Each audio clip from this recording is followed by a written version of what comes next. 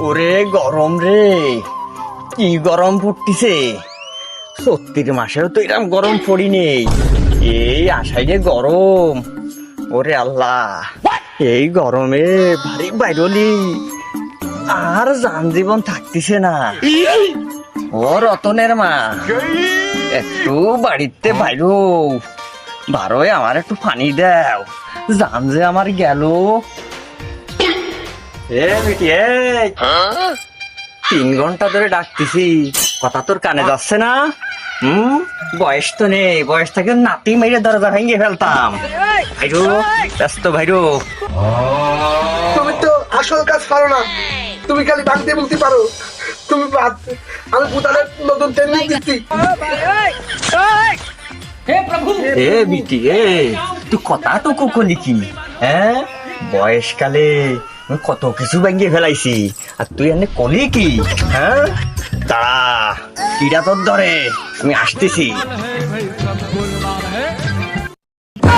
আমি পারি না আর পারি না।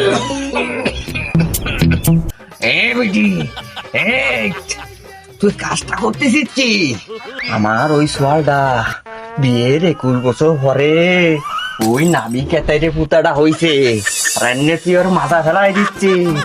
এ সামনে উঠিয়াই, ব্যস্ত উঠিয়াই, তোরে মুক্তি করছি না। এই নাটিটা কিন্তু তোর হুকুম বাড়ি দিয়ে তোর মাথা ফেলাই দেবো।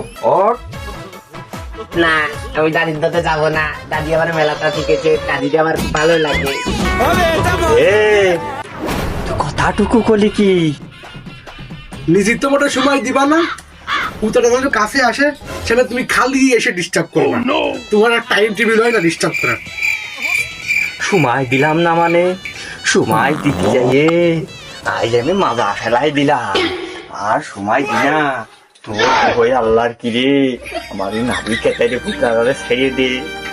আমার যারা তিয়ার, ও আমার বংশের সেরা, তুই সেরা তুই নিবে দিস না। তোর আল্লাহর কি রে রেসা।